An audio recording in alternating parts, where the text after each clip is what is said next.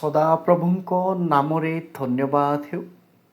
ପ୍ରଭୁଙ୍କର ପ୍ରିୟ ଲୋକମାନେ, ଆପଣ ସମସ୍ତ ଲୋକଙ୍କୁ ପ୍ରଭୁ ଆଶୀର୍ବାଦ କରନ୍ତୁ ଏବଂ ଏହି ସମୟରେ ଏହି ଭିଡ଼ିଓକୁ ଦେଖୁଥିବା ପ୍ରଭୁଙ୍କର ପ୍ରିୟ ପ୍ରତ୍ୟେକ ଲୋକମାନେ, ଆପଣ ସମସ୍ତ ଲୋକଙ୍କୁ ପ୍ରଭୁ ଯୀଶୁଙ୍କ ନାମରେ ନମସ୍କାର ଜ୍ଞାପନ କରେ। ପ୍ରଭୁଙ୍କର ପ୍ରିୟ ଲୋକମାନେ, এই ବ୍ୟକ୍ତିମାନଙ୍କର ନାମ ଜୀବନ ପୁସ୍ତକରେ ନଥିବ। ସେଇ ବ୍ୟକ୍ତିମାନେ କିଏ?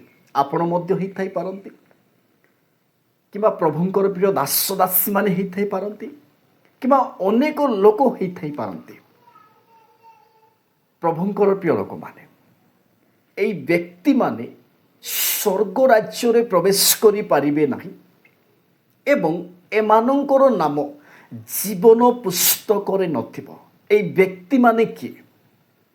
ଆପଣମାନେ ଜାଣିଅଛନ୍ତି କି ପ୍ରଭୁଙ୍କର ପ୍ରିୟ ଲୋକମାନେ, ଯେ ଏମାନେ ସ୍ୱର୍ଗ ରାଜ୍ୟରେ ପ୍ରବେଶ କରିବେ ନାହିଁ ଏବଂ ଏମାନଙ୍କର ନାମ ଜୀବନ ପୁସ୍ତକରେ ମଧ୍ୟ ନଥିବ। ଆପଣମାନଙ୍କ ପାଖରେ ଏହି ଭିଡ଼ିଓ ମାଧ୍ୟମରୁ ପ୍ରଭୁଙ୍କର ଅନୁଗ୍ରହ, ପ୍ରଭୁଙ୍କର ଆଶୀର୍ବାଦ ଦ୍ୱାରା ଆପଣମାନଙ୍କ ପାଖରେ ପ୍ରକାଶ କରାଯାଉଅଛି।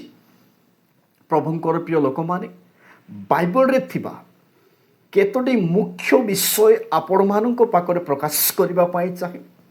ସେଥିପାଇଁ କିଛି ସମୟ ସଠିକ୍ ଭାବରେ ଶୁଣନ୍ତୁ ଏବଂ ବୁଝିବା ପାଇଁ ଚେଷ୍ଟା କରନ୍ତୁ ଏବଂ ବୁଝିଲା ପରେ ଅନ୍ୟ ଲୋକମାନଙ୍କୁ ମଧ୍ୟ ଆପଣମାନେ ବୁଝାନ୍ତୁ ଯେ এই ବ୍ୟକ୍ତିମାନେ ସ୍ୱର୍ଗ ରାଜ୍ୟରେ ପ୍ରବେଶ କରିପାରିବେ ନାହିଁ ଏବଂ এই ବ୍ୟକ୍ତିମାନଙ୍କର ନାମ ଏମିତି ବ୍ୟକ୍ତିମାନଙ୍କର ନାମ ଜୀବନ ପୁସ୍ତକରେ ନଥିବ। এই ବିଷୟ ଆପଣମାନେ ଲୋକମାନଙ୍କ ପାଖରେ ପ୍ରକାଶ କରନ୍ତୁ। ପ୍ରଭୁଙ୍କର ପ୍ରିୟ ଲୋକମାନେ, এই ଭିଡ଼ିଓ ଅଧଘଣ୍ଟା ହେଇପାରେ, ଘଣ୍ଟାଟି ମଧ୍ୟ ହେଇପାରେ। ଆପଣମାନେ ଧୈର୍ଯ୍ୟର ସହିତ କିଛି ସମୟ ବୁଝନ୍ତୁ ଏବଂ ଦେଖନ୍ତୁ, କାରଣ ମୋର ନିଜର ଜ୍ଞାନ ଅନୁସାରେ এই ବିଷୟ ପ୍ରକାଶ କରିବି ନାହିଁ। ବାଇବଲରେ ଲେଖାଯାଇଥିବା ପଦ ପର୍ବ ଅନୁସାରେ ଆପଣମାନଙ୍କ ପାଖରେ ପ୍ରକାଶ କରିବି। ପ୍ରଭୁଙ୍କର ପ୍ରିୟ ଲୋକମାନେ, ବାଇବଲରେ ଥିବା କେତୋଟି ମୁଖ୍ୟ ବିଷୟ ଆପଣମାନଙ୍କ ପାଖରେ ଏହି ଭିଡ଼ିଓ ମାଧ୍ୟମରୁ ପ୍ରକାଶ କରିବି। ବାଇବଲରେ ତ ଅନେକ ବିଷୟ ଅଛି, କିନ୍ତୁ କେତୋଟି ମୁଖ୍ୟ ବିଷୟ ଆପଣମାନଙ୍କ ପାଖରେ ପ୍ରକାଶ କରିବି। ପ୍ରଭୁଙ୍କର ପ୍ରିୟ ଲୋକମାନେ, କିନ୍ତୁ ଆସନ୍ତୁ ଗୋଟିଏ ପଦ ପର୍ବ ଦେଖିବା ନିମନ୍ତେ ଯିବା। ଦ୍ୱିତୀୟ ଯୋହନ ତାର 1 ପର୍ବ ତାର 9 ପଦ। এই ସମୟରେ ଯଦି ଆପଣମାନଙ୍କ ପାଖରେ ବାଇବଲ ଅଛି ତାହେଲେ ଦେଖନ୍ତୁ, ଯଦି ନାହିଁ ତାହେଲେ ଆପଣମାନେ ଲେଖିକି ମଧ୍ୟ ରଖନ୍ତୁ, ପରେ ଯାଇ ଆପଣମାନେ ଦେଖିପାରିବେ। এই ଜାଗାରେ ଲେଖାଯାଏ, ଯେ କେହି ଖ୍ରୀଷ୍ଟଙ୍କ ଶିକ୍ଷାର ସୀମା ମଧ୍ୟରେ ନ ରହି ତାହା ଅତିକ୍ରମ କରେ, ସେ ଈଶ୍ୱରଙ୍କୁ ପାଇନାହିଁ। ଯେ ଶିକ୍ଷାର ସୀମା ମଧ୍ୟରେ ରହେ, ସେ ପିତା ଓ ପୁତ୍ର ଉଭୟଙ୍କୁ ପାଇଅଛି। ଆପଣମାନେ କ'ଣ ବୁଝିଲେ ପ୍ରଭୁଙ୍କର ପ୍ରିୟ ଲୋକମାନେ? ଯେ କେହି, ଯେକୌଣସି ବ୍ୟକ୍ତି ହେଉ, ଖ୍ରୀଷ୍ଟଙ୍କ ଶିକ୍ଷାର ସୀମା ପ୍ରଭୁ ଯୀଶୁ ଯାହା କହିଅଛନ୍ତି ତାହା ଯଦି ଆମେମାନେ ଅତିକ୍ରମ କରିବା, ଆଗକୁ ବଢ଼ିବା, ପ୍ରଭୁ ଯୀଶୁଙ୍କର ଆଜ୍ଞା ଅନୁସାରେ ଯଦି ଆମେମାନେ ଚାଲିବା ନାହିଁ, ମାନିବା ନାହିଁ, ଅତିକ୍ରମ କରିବା, ତାହେଲେ ସେଇ ବ୍ୟକ୍ତିଙ୍କ ଠାରେ ପିତା ନାହିଁ ଓ ପୁତ୍ର ମଧ୍ୟ ନାହିଁ। କିନ୍ତୁ ପ୍ରଭୁଙ୍କର ପ୍ରିୟ ଲୋକମାନେ, ସୁନ୍ଦର ଭାବରେ ଲେଖାଯାଏ, ଆପଣମାନେ ବୁଝିପାରୁଥିବେ, ଯେ କେହି ଖ୍ରୀଷ୍ଟଙ୍କ ଶିକ୍ଷାର ସୀମା ମଧ୍ୟରେ ନ ରହି ତାହା ଅତିକ୍ରମ କରେ, ସେ ଈଶ୍ୱରଙ୍କୁ ପାଇନାହିଁ। ଯେ ଶିକ୍ଷାର ସୀମା ମଧ୍ୟରେ ରହେ, ସେ ପିତା ଓ ପୁତ୍ର ଉଭୟଙ୍କୁ ପାଇଅଛି। ଯଦି ଯୀଶୁ ଖ୍ରୀଷ୍ଟଙ୍କ ଶିକ୍ଷାର ସୀମା ମଧ୍ୟରେ ଯଦି ନାହିଁ, ପ୍ରଭୁଙ୍କର ପ୍ରିୟ ଦାସ ଦାସୀ ହେଉ କିମ୍ବା ଖ୍ରୀଷ୍ଟୀୟ ବିଶ୍ୱାସିନୀ ହେଉ କିମ୍ବା ଯେକୌଣସି ବ୍ୟକ୍ତି ହେଉ, ଯଦି ପ୍ରଭୁ ଯୀଶୁଙ୍କର ଶିକ୍ଷାର ସୀମା ମଧ୍ୟରେ ନାହିଁ, ତାହେଲେ ସେଇ ବ୍ୟକ୍ତିର ନାମ ଜୀବନ ପୁସ୍ତକରେ ନଥିବ ଏବଂ ସେଇ ବ୍ୟକ୍ତି ସ୍ୱର୍ଗ ରାଜ୍ୟରେ ମଧ୍ୟ ପ୍ରବେଶ କରିପାରିବ ନାହିଁ। ପ୍ରଥମ ବିଷୟ, ପ୍ରଭୁଙ୍କର ପ୍ରିୟ ଲୋକମାନେ, ଆପଣମାନଙ୍କ ପାଖରେ ପ୍ରକାଶ କରିବା ପାଇଁ ଚାହେଁ କେତୋଟି ମୁଖ୍ୟ ବିଷୟ। ଆପଣମାନେ ସଠିକ୍ ଭାବରେ ଶୁଣନ୍ତୁ। ମାତିଉ 7:21 ଲେଖାଯାଏ ଏବଂ 22 ଲେଖାଯାଏ, 23 ଲେଖାଯାଏ, ପ୍ରଭୁ ପ୍ରଭୁ ବୋଲି ଡାକିବା ଲୋକ ସ୍ୱର୍ଗ ରାଜ୍ୟରେ ପ୍ରବେଶ କରିପାରିବେ ନାହିଁ। ତାର ଅର୍ଥ ସେମାନଙ୍କର ନାମ ମଧ୍ୟ ଜୀବନ ପୁସ୍ତକରେ ନଥିବ। ଏବଂ ଯଦି 22-23ରେ ଯଦି ଦେଖିବେ ତଳକୁ ତଳକୁ, ତାହେଲେ ସେଇ ଜାଗାରେ ଲେଖାଯାଏ, ସେଇ ଦିନରେ ଅନେକ ମୋତେ କହିବେ, ହେ ପ୍ରଭୁ, ତୁମ ନାମରେ କି ଭାବବାଣୀ କହିଲୁ ନାହିଁ, ଭୂତମାନଙ୍କୁ ଛଡ଼ାଇଲୁ ନାହିଁ, ଅନେକ ଶକ୍ତିର କାର୍ଯ୍ୟ କଲୁ ନାହିଁ। କିନ୍ତୁ ପ୍ରଭୁ ଯୀଶୁ 23 ପଦରେ କହୁଛନ୍ତି, ହେ ଅଧର୍ମଚାରୀମାନେ ମୋ ପାଖରୁ ଦୂର ହୁଅ। ଅର୍ଥାତ୍ ଏହି ପ୍ରକାର କାର୍ଯ୍ୟ କରିବା ବ୍ୟକ୍ତିମାନେ ମଧ୍ୟ ସ୍ୱର୍ଗ ରାଜ୍ୟରେ ପ୍ରବେଶ କରିପାରିବେ ନାହିଁ ଏବଂ ସେମାନଙ୍କର ନାମ ଜୀବନ ପୁସ୍ତକରେ ନଥିବ। ଆପଣମାନେ ବୁଝିବା ପାଇଁ ଚେଷ୍ଟା କରନ୍ତୁ। ଏବଂ ଆଉ ଗୋଟିଏ ବିଷୟ ପ୍ରଭୁଙ୍କର ପ୍ରିୟ ଲୋକମାନେ, ରୋମିଓ ତାର 15 ତାର 20 ପ୍ରଭୁଙ୍କର ପ୍ରିୟ ଦାସ କହୁଛି, ଅନ୍ୟ ଲୋକର ମୂଳଦୁଆ ଉପରେ ଯେପରି ମୁଁ ନ କରେ, ଅର୍ଥାତ୍ ଅନ୍ୟ ଜଣର ଫାଉଣ୍ଡେସନ ଉପରେ ମୁଁ ଘର ତିଆରି ନ କରେ। କିନ୍ତୁ ବର୍ତ୍ତମାନ ସମୟରେ ପ୍ରଭୁଙ୍କର ପ୍ରିୟ ଲୋକମାନେ, ଅନେକ ପ୍ରଭୁଙ୍କର ଦାସମାନେ ମଣ୍ଡଳୀକୁ ଦୁଇ ଭାଗ କରୁଛନ୍ତି। ଯେଉଁ ଜାଗାରେ ମଣ୍ଡଳୀ ଅଛି ସେଇ ମଣ୍ଡଳୀକୁ ଦୁଇ ଭାଗ କରୁଛନ୍ତି ଏବଂ ପ୍ରଭୁଙ୍କ ପଟେ ରାସ୍ତା ନ ଦେଖାଇ ନିଜ ପଟେ ଆକର୍ଷଣ କରୁଛନ୍ତି ଏବଂ ବ୍ୟକ୍ତିମାନଙ୍କୁ କହୁଛନ୍ତି, ଆସ ମୁଁ ପ୍ରାର୍ଥନା କଲେ ତୁମେ ସୁସ୍ଥତା ପାଇବ। କିନ୍ତୁ ସେଇ ବ୍ୟକ୍ତିମାନେ ନିଜେ ଅସୁବିଧା ହେଲେ ସେମାନେ ନିଜେ ମେଡ଼ିକାଲକୁ ଯାଆନ୍ତି। କିନ୍ତୁ ସେଇ ବ୍ୟକ୍ତିମାନେ ଲୋକମାନଙ୍କୁ କୁହନ୍ତି, ଆସ ମୁଁ ପ୍ରାର୍ଥନା କଲେ ତୁମେ ସୁସ୍ଥତା ପାଇବ। ଏହି ପ୍ରକାର ବ୍ୟକ୍ତିମାନେ ମଧ୍ୟ ସ୍ୱର୍ଗ ରାଜ୍ୟରେ ଯାଇପାରିବେ ନାହିଁ ଏବଂ ଏହି ବ୍ୟକ୍ତିମାନଙ୍କର ନାମ ଜୀବନ ପୁସ୍ତକରେ ମଧ୍ୟ ନଥିବ। କାରଣ ଏମାନେ ଯୀଶୁଙ୍କର ଶିକ୍ଷାର ସୀମା ମଧ୍ୟରେ ନାହାନ୍ତି, ବାହାରେ ଅଛନ୍ତି। କାରଣ ଏମାନେ ନିଜ ପଟେ ଆକର୍ଷଣ କରୁଛନ୍ତି, କିନ୍ତୁ ପ୍ରଭୁଙ୍କ ପଟେ ରାସ୍ତା ଦେଖାଇବା ଏମାନଙ୍କର କାମ। ପ୍ରଭୁଙ୍କର ପ୍ରିୟ ଲୋକମାନେ, ଆପଣମାନେ ବୁଝିବା ପାଇଁ ଚେଷ୍ଟା କରନ୍ତୁ। ଏବଂ ବର୍ତ୍ତମାନ ଚାଲିଛି ଅନ୍ୟ ଭାଷା। ଅନ୍ୟ ଭାଷା ବୋଲି କହିଲେ ଲୋକମାନଙ୍କର ଭାବନା, ଲୋକମାନଙ୍କର ଚିନ୍ତାଧାରା ଯେ ରାବା ରାବା ସାବା ସାବା ସାନ୍ଦାବା ରାବା ରାବା ଏ ବିଷୟକୁ ଅନ୍ୟ ଭାଷା ବୋଲି କହୁଛନ୍ତି। କିନ୍ତୁ এই ଭାଷା ଜିବ୍ରିସ୍, ଗ୍ଲୋସା ନୁହେଁ। ପ୍ରଭୁଙ୍କର ପ୍ରିୟ ଲୋକମାନେ, এই ପ୍ରକାର ଭାଷା କହିବା ଲୋକମାନେ ସ୍ୱର୍ଗ ରାଜ୍ୟରେ ପ୍ରବେଶ କରିପାରିବେ ନାହିଁ। ଏମାନଙ୍କର ନାମ ଜୀବନ ପୁସ୍ତକରେ ମଧ୍ୟ ନଥିବ। ଆପଣ ଭାବୁଥିବେ କେମିତି କହୁଛନ୍ତି? ପ୍ରଭୁଙ୍କର ଦିନରେ ଆମ୍ଭେମାନେ ମିଶିବା, ସେଇ ଦିନରେ ଜଣାପଡ଼ିବ। ଯଦି এই ଭାଷା ଯଦି ସ୍ୱର୍ଗୀୟ ଭାଷା ହେଇଥାନ୍ତା, ତାହେଲେ এই ଭାଷାର ଅର୍ଥ କରିବା ପାଇଁ ମଧ୍ୟ ପ୍ରଭୁ ଦାନ ଦେଇଛନ୍ତି। ଭାଷାର ଅର୍ଥ କରିବା ପାଇଁ এই ଭାଷାର ମଧ୍ୟ ଅନେକ ଲୋକ ଅର୍ଥ କରିଥାନ୍ତେ, କିନ୍ତୁ ବର୍ତ୍ତମାନ କେହି ମଧ୍ୟ କରିନାହାନ୍ତି। এই ଭାଷାର ଅର୍ଥ କେହି ମଧ୍ୟ ପ୍ରକାଶ କରୁନାହାନ୍ତି ଏବଂ এই ଭାଷା, এই ପ୍ରକାର ଭାଷା ପ୍ରଭୁ ଯୀଶୁ କହିନାହିଁ, ପ୍ରଭୁଙ୍କର ଶିଷ୍ୟମାନେ କହିନାହାନ୍ତି, ଭବିଷ୍ୟତ ବକ୍ତାମାନେ ମଧ୍ୟ କହିନାହାନ୍ତି। ଆପଣମାନେ ବୁଝିବା ଦରକାର, ଜାଣିବା ଦରକାର।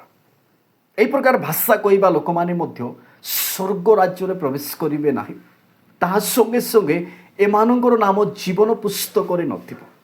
ଆପଣମାନେ ବୁଝିବା ପାଇଁ ଚେଷ୍ଟା କରନ୍ତୁ। ଏବଂ ଦଶମାଂଶ,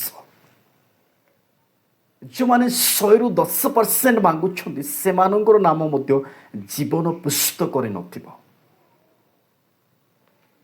ଏବଂ ସ୍ୱର୍ଗ ରାଜ୍ୟରେ ମଧ୍ୟ ଯାଇପାରିବେ ନାହିଁ। ଆପଣ ଭାବୁଥିବେ କେମିତି କହୁଛନ୍ତି? ଲୋକମାନଙ୍କୁ ଭ୍ରାନ୍ତ କରୁଛନ୍ତି। ଭ୍ରାନ୍ତ କରୁନାହିଁ।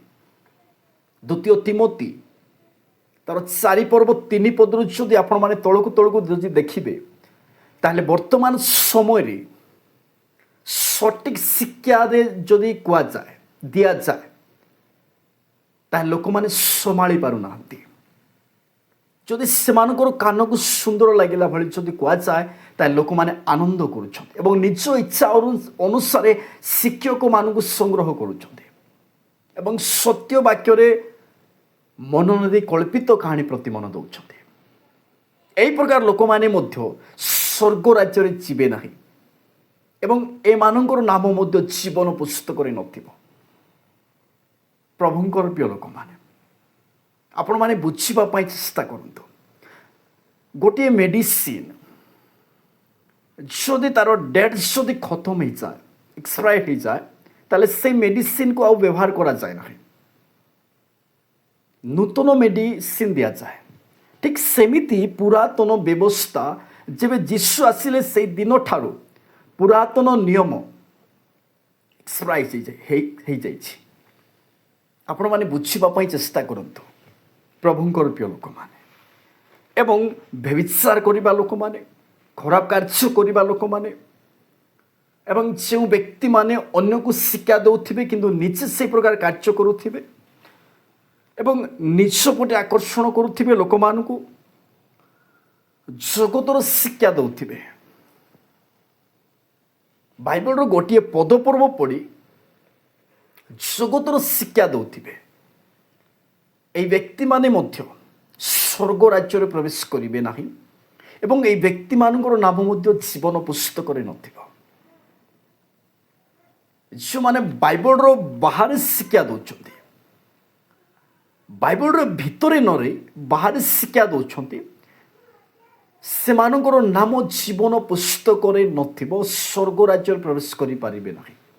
କିନ୍ତୁ ଆସନ୍ତୁ ପ୍ରଭୁଙ୍କର ପ୍ରିୟ ଲୋକମାନେ, ଆଉ ଗୋଟିଏ ପଦପର୍ବ ଦେଖିବା ନିମନ୍ତେ ଯିବା। କିନ୍ତୁ ପଦପର୍ବ ଦେଖିବା ପୂର୍ବରୁ ଆଉ ଗୋଟିଏ ବିଷୟ କହିବା ପାଇଁ ଚାହେଁ। ଯଦି ଜୀବନ ପୁସ୍ତକରେ ଯଦି ଆମର ଯଦି ନାମ ନଥିବ, ତାହେଲେ ଆମେମାନେ ନିଜେ ହିଁ ଦାୟୀ। ଯଦି ଜୀବନ ପୁସ୍ତକରେ ଯଦି ଆମ୍ଭମାନଙ୍କର ନାମ ଯଦି ଥାଉ ବୋଲି ଆପଣମାନେ ଇଚ୍ଛା କରୁଛନ୍ତି, ତାହେଲେ ଆମ୍ଭମାନଙ୍କର ନିଜର ପାପକୁ ସ୍ୱୀକାର କରିବାକୁ ପଡ଼ିବ ପ୍ରଭୁ ଯୀଶୁଙ୍କ ପାଖରେ ଏବଂ ପ୍ରତ୍ୟେକ ଖରାପ କାର୍ଯ୍ୟକୁ ପରିତ୍ୟାଗ କରି ପ୍ରଭୁ ଭୟ, ପ୍ରଭୁଙ୍କ ପାଖରେ ଧାର୍ମିକତାର ଜୀବନ ଯାପନ କରିବାକୁ ପଡ଼ିବ। ପ୍ରଭୁଙ୍କୁ ଭୟ କରିବାକୁ ପଡ଼ିବ, ପାପରୁ ପୃଥକ ହେବାକୁ ପଡ଼ିବ, ଖରାପ କାର୍ଯ୍ୟରୁ ପୃଥକ ହେବାକୁ ପଡ଼ିବ। ତେବେ ଯାଇ ପ୍ରଭୁ ଯୀଶୁ ଯଦି ଇଚ୍ଛା କରନ୍ତି, ତାହେଲେ ଜୀବନ ପୁସ୍ତକରେ ନାମ ଲେଖିପାରନ୍ତି। ମନୁଷ୍ୟର ଇଚ୍ଛା, ମନୁଷ୍ୟର ବଳବୁଦ୍ଧି ଜ୍ଞାନ ଦ୍ୱାରା ସେ ସ୍ୱର୍ଗ ରାଜ୍ୟରେ ଯିବ ନାହିଁ। ଆପଣମାନେ ବୁଝିବା ଦରକାର ପ୍ରଭୁଙ୍କର ପ୍ରିୟ ଲୋକମାନେ। କିନ୍ତୁ ଆସନ୍ତୁ ଆମେମାନେ ପ୍ରକାଶିତ ବାକ୍ୟ ତାର 20 ପର୍ବ ତାର 12 ପଦରୁ ଦେଖିବା ନିମନ୍ତେ ଯିବା। ପୁଣି ମୁଁ ଅର୍ଥାତ୍ ଯୋହନ କ୍ଷୁଦ୍ର ଓ ମହାନ ସମସ୍ତ ମୃତ୍ୟୁ ଲୋକଙ୍କୁ ସିଂହାସନ ସମ୍ମୁଖରେ ଠିଆ ହୋଇଥିବାର ଦେଖିଲି।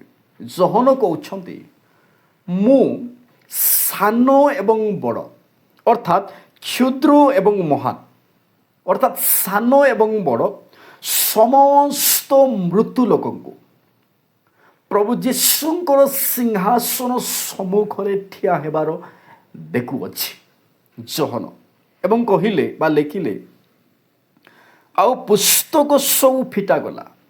ଆପଣମାନେ ବୁଝନ୍ତୁ, ଆଉ ପୁସ୍ତକ ସବୁ ଫିଟାଗଲା ପରେ ଜୀବନ ପୁସ୍ତକ ନାମକ ଆଉ ଗୋଟିଏ ପୁସ୍ତକ ଫିଟାଗଲା। ଅର୍ଥାତ୍ ବାଇବଲରେ 2ଟି ପୁସ୍ତକ, ପ୍ରଭୁ ଯୀଶୁଙ୍କ ପାଖରେ 2ଟି ପୁସ୍ତକ। এই ବିଷୟ କହିବା ଥିଲା ପ୍ରଭୁଙ୍କର ପ୍ରିୟ ଲୋକମାନେ। ଗୋଟିଏ ପୁସ୍ତକ ନୁହେଁ, 2ଟି ପୁସ୍ତକ ଅଛି। ପୁସ୍ତକ ଫିଟାଗଲା, ସେଇ ପୁସ୍ତକମାନଙ୍କ ଲିଖିତ ବିଷୟ ପ୍ରମାଣେ ମୃତ୍ୟୁମାନେ ଆପଣା ଆପଣା କର୍ମ ଅନୁସାରେ ବିଚାରିତ ହେଲେ।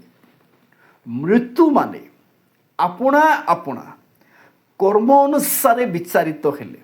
ପ୍ରଭୁଙ୍କର ପ୍ରିୟ ଲୋକମାନେ, এই ପୃଥିବୀରେ ଆମ୍ଭେମାନେ ସେତେଦିନ ପର୍ଯ୍ୟନ୍ତ ଜୀବିତ ଥିବା, ସେତେଦିନ ପର୍ଯ୍ୟନ୍ତ ଆମେ କ'ଣ କ'ଣ କାର୍ଯ୍ୟ କରିଛୁ, এই ସମସ୍ତ ବିଷୟ ପ୍ରଭୁଙ୍କ ପାଖରେ ହିସାବ ଦେବାକୁ ପଡ଼ିବ ଏବଂ ଆମର ନିଜର କର୍ମ ଅନୁସାରେ ବିଚାରିତ ହେବାକୁ ପଡ଼ିବ। এই ବିଷୟ ଆପଣମାନେ ଧ୍ୟାନ ଦିଅନ୍ତୁ। ଏବଂ ଯେଉଁ ପରମେଶ୍ୱରଙ୍କର ଆପଣମାନେ ସେବା ଆରାଧନା କରୁଛନ୍ତି, সেই ପରମେଶ୍ୱର ଆଶୀର୍ବାଦ ହିଁ କରନ୍ତି ନାହିଁ, କରନ୍ତି, କିନ୍ତୁ ଯଦି ଆମେମାନେ ତାହାଙ୍କ ଦୃଷ୍ଟିରେ ମନ୍ଦ କାର୍ଯ୍ୟ କରିବା, ତାହେଲେ ସେ ବିନାଶ ମଧ୍ୟ କରିଦେଇପାରନ୍ତି। এই বিষয়କୁ ମଧ୍ୟ ଆମେମାନେ ଧ୍ୟାନ ଦେବା ଦରକାର। କିନ୍ତୁ ପ୍ରଭୁଙ୍କର ପ୍ରିୟ ଲୋକମାନେ ଲେଖାଯାଏ ସମୁଦ୍ର ଆପଣାର ମଧ୍ୟବର୍ତ୍ତୀ ମୃତ୍ୟୁମାନଙ୍କୁ ସମର୍ପଣ କଲା ଆଉ ମୃତ୍ୟୁ ଓ ପାତାଳ ସେମାନଙ୍କ ମଧ୍ୟବର୍ତ୍ତୀ ମୃତ୍ୟୁମାନଙ୍କୁ ସମର୍ପଣ କଲେ। ଅର୍ଥାତ୍ ଯେଉଁମାନେ ସମୁଦ୍ରରେ ମରିଯାଇଛନ୍ତି ସେଇ ସମସ୍ତ ଲୋକକୁ ସମୁଦ୍ର ପ୍ରଭୁ ଯୀଶୁଙ୍କ ପାଖରେ ସମର୍ପଣ କଲା ଏବଂ ପାତାଳରେ ଯେତେ ଜଣ ମରିଯାଇଛନ୍ତି ସେଇ ପାତାଳ ପ୍ରଭୁ ଯୀଶୁଙ୍କ ପାଖରେ ସମର୍ପଣ କଲା। କିନ୍ତୁ ଏଇ ଜାଗାରେ ଗୋଟିଏ ବିଷୟ କହିବା ପାଇଁ ଚାହେଁ ପ୍ରଭୁଙ୍କର ପ୍ରିୟ ଲୋକମାନେ, ସମୁଦ୍ର, ପବନ, ବାଲି ଏମିତି କହିବା ଠିକ୍ ନୁହେଁ। ଗୋଟିଏ କହିବା ପାଇଁ ଚାହେଁ, ପ୍ରଭୁ ଯୀଶୁ ଯାହା କିଛି ସୃଷ୍ଟି କରିଛନ୍ତି এই ସମସ୍ତ ବିଷୟ ବା ବସ୍ତୁ ପ୍ରଭୁ ଯୀଶୁଙ୍କର ଦାସ ଅଟନ୍ତି। ଆମର ଯେମିତି ଶରୀର ଅଛି, ମାଛର ମଧ୍ୟ ଗୋଟିଏ ଶରୀର ଅଛି, ପବନର ଗୋଟିଏ ଶରୀର ଅଛି, ପାଣିର ମଧ୍ୟ ଗୋଟିଏ ଶରୀର ଅଛି।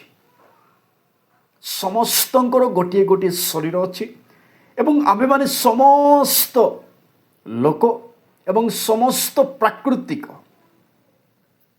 ପ୍ରଭୁ ଯୀଶୁଙ୍କର ଆମେମାନେ ଗୋଟିଏ ଗୋଟିଏ ଦାସ।